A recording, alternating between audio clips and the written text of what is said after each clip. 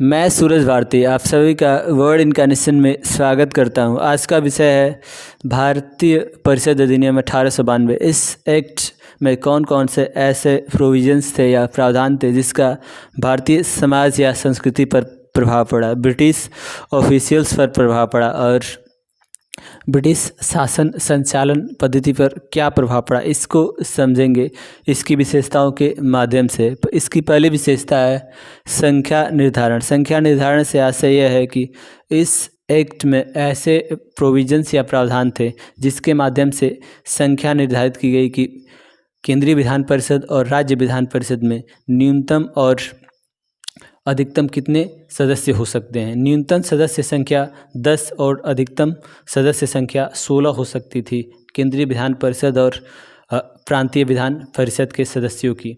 क्योंकि ऐसा इसलिए किया गया क्योंकि जब विधान परिषद में सदस्य संख्या ज़्यादा होगी तो कोई भी वैधानिक निर्णय लेने में आसानी होगी और थोड़ा कम समय लगेगा और जो भी निर्णय लिया जाएगा वो जनहित के लिए कल्याणकारी होगा। इस उद्देश्य से संख्या में वृद्धि की गई।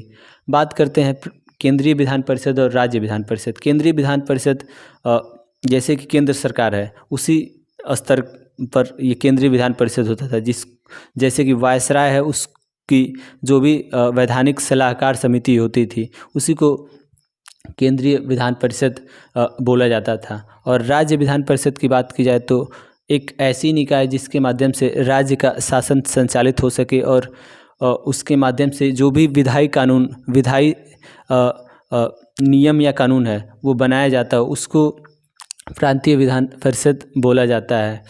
अब बात करते हैं भारत को बजट बहस संबंधी अधिकार, यानी कि विधान परिषद में जो भी भारतीय सदस्य होते थे उनको इस एक्ट के माध्यम से बजट पर बहस करने की पूर्ण स्वतंत्रता दी गई। मगर ऐसा ज़रूरी नहीं कि उस पर विधान परिषद का अध्यक्ष अपनी सहमति जताए ही, उसको स्वीकार या अस्वीकार करने की शक्ति उसको प्राप्त थी।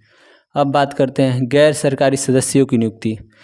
विधान परिषद में सरकारी सदस्यों के अतिरिक्त गैर सरकारी सदस्यों की नियुक्ति भी होती थी और इसका माध्यम था अप्रत्यक्ष, यानी कि अप्रत्यक्ष रूप से इनको चुना जाता था और कुछ सीमित चुनावी प्रावधान द्वारा भी चुना जाता था। अब बात करते हैं अधिनियम सार। अधिनियम सार की बात की जाए तो यह अधिनियम किन किन चीज़ों से प्रेरित था उसकी बात की जाए तो यह अधिनियम 1889 से 1891 में जो भी कांग्रेस के अधिवेशन हुए उनमें जो भी वैचारिक समावेशन, यानी कि जो भी कल्याणकारी विचारों का आविर्भाव हुआ उन्हीं को समावेशित करके यह एक्ट पारित किया गया और जिससे कि भारतीय समाज और संस्कृति का कल्याण हो सके और ब्रिटिश शासन पद्धति में लोगों की विश्वसनीयता बढ़ाई जा सके और शासन सुचारू रूप से संचालित किया जा सके। धन्यवाद।